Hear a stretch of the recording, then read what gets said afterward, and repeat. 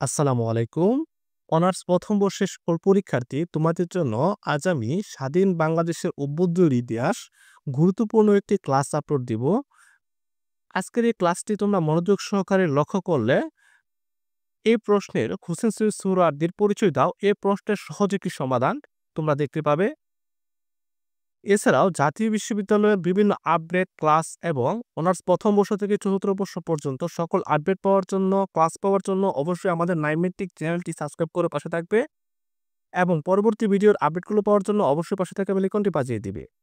তো আমাদের আলোচনার বিষয়টি হচ্ছে অনার্স প্রথম বর্ষে স্বাধীন বাংলাদেশের অভ্যুদয়ের ইতিহাস, হোসেন সৈয়দ সোহরাওয়ার্দীর পরিচয় দাও। এই প্রশ্নটি খ বিভাগে এসে থাকে।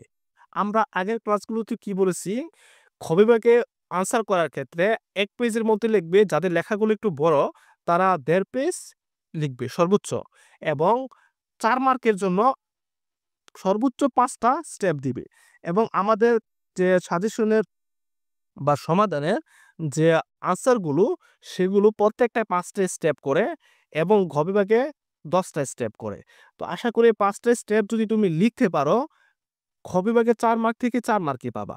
আর পরীক্ষায় মনে রাখবা, প্রশ্নের আনসার শিখে গিয়ে লিখার চাইতে হাতের লেখা এবং খাতাটা সুন্দরভাবে উপস্থাপন করা এই স্বাধীন বাংলাদেশের অভ্যুদয়ের ইতিহাসে সবচেয়ে গুরুত্বপূর্ণ বা পরীক্ষার ক্ষেত্রে গুরুত্বপূর্ণ। অনেকেই দেখা যায় অনেক পড়াশোনা করেছে, পরীক্ষার মধ্যে সবগুলাই কমন পড়ছে। তো হাতের লেখা খারাপ এবং দেখা যায় যে আনসারগুলো তেমন, হাতের লেখা স্লো, আনসারগুলো করতে পারে নাই এবং খাতাটা সুন্দরভাবে উপস্থাপন করতে পারে নাই। তো দেখা যায় তার চাইতে অন্য যে স্টুডেন্টটা শুধুমাত্র রিডিং পড়ে গেছে, সাধারণভাবে সে খাতা যদি লিখেও আসে এবং হাতের লেখা খুব সুন্দর থাকে, তাহলে দেখা যাবে যে তার মার্ক বেশি আসবে। তো তোমরা এই দিকটা ভালো করে লক্ষ্য রাখবা। তো চলো আজকে আমরা যে আলোচনার বিষয়টি হচ্ছে, অন্যান্য ক্লাসগুলোতেও কিন্তু আমাদের ইউটিউব চ্যানেল আপলোড দেওয়া আছে, তোমরা দেখে আসতে পারো। হোসেন সৈয়দ সোহরাওয়ার্দীর পরিচয় দাও। তো হোসেন সৈয়দ সোহরাওয়ার্দী আমরা কি বলছি, 5টা স্টেপ দিব। 5টা স্টেপ থেকে প্রথম স্টেপ হচ্ছে ভূমিকা এবং সর্বশেষ স্টেপ হচ্ছে উপসংহার। এবং মাদার 3টা স্টেপ কি আমরা আলোচনা করছি দেখো। প্রথম হচ্ছে ভূমিকা। ভূমিকা যে তোমরা কি লিখবা, সংক্ষিপ্তভাবে হোসেন সৈয়দ সোহরাওয়ার্দীর একটা পরিচয় দিয়ে দিবা। কি হচ্ছে, হোসেন সৈয়দ সোহরাওয়ার্দী ছিলেন উপমহাদেশের একজন বিশিষ্ট রাজনীতিবিদ। তিনি গণতন্ত্র প্রতিষ্ঠা ও সাধারণ মানুষের অধিকার আদায়ে নিরলস সংগ্রাম করেছেন। তো এটুকুই তোমরা লিখবা। পরীক্ষার মধ্যে এর থেকে বেশি লেখার প্রয়োজন নাই। মনে রাখবা, এটা থেকে ৪ মার্ক। তুমি প্রথমে তো আনসার করার ক্ষেত্রে ক বিভাগ লিখবা এবং দ্বিতীয়ত গ বিভাগ লিখবা এবং সর্বশেষ খ বিভাগটা আনসার করবা। তাহলে পরীক্ষায় ভালো করতে পারবা। কিন্তু গ বিভাগের প্রত্যেকটা মার্ক কিন্তু ১০, মনে রাখবা। খ বিভাগে ৪ মার্ক, ঘ বিভাগে ১০ মার্ক করে। তো প্রারম্ভিক জীবন। প্রারম্ভিক জীবন কি? দেখো, প্রারম্ভিক জীবন তিনি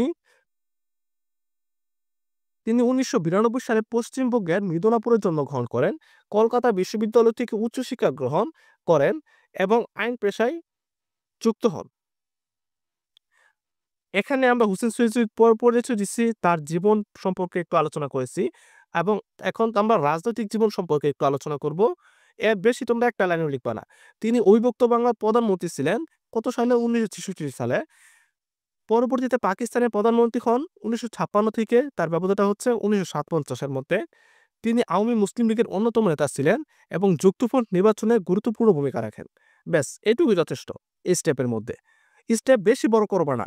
এখান থেকে যদি তুমি যা লিখতে চাও আর ১-২ লাইন লিখতে পারো, তবে প্রয়োজন নাই।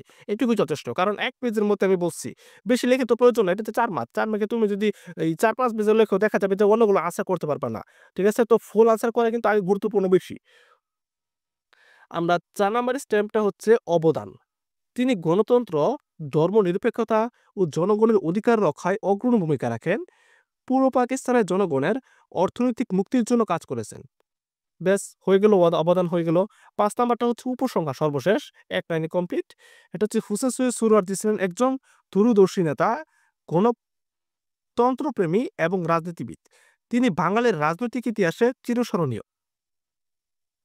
তো এটুকুই মূলত তোমরা দিবা, এর বেশি তোমরা একটা লাইনও লিখবা না। এখানে কিন্তু সবগুলো উপস্থাপন করা হয়েছে। হোসেন সৈয়দ সোহরাওয়ার্দীর পরিচয় প্রথম স্টেপে ভূমিকাতে আমরা কিন্তু তার পরিচয় দিয়ে দিছি। দ্বিতীয় স্টেপে আমরা প্রারম্ভিক জীবনে তিনি কত সালে জন্মগ্রহণ করেন এবং কোথায় পড়াশোনা করছেন সেটা আমরা দিয়ে দিছি। ৩ নম্বরে তার রাজনৈতিক জীবনটা সম্পর্কে আলোচনা করেছি। ৪ নম্বরে তিনি কি ভূমিকা রাখছেন তা আলোচনা করেছি। সর্বশেষে আমরা উপসংহার দিব। তো এই ৫টা স্টেপই যথেষ্ট। আর পরবর্তী ক্লাসগুলো পাওয়ার জন্য অবশ্যই আমাদের নাইমেটিক চ্যানেলটি সাবস্ক্রাইব করে পাশে থাকতে হবে। তো দেখা হচ্ছে পরবর্তী নতুন কোনো গুরুত্বপূর্ণ ভিডিও নিয়ে। তো ধন্যবাদ সকলকে।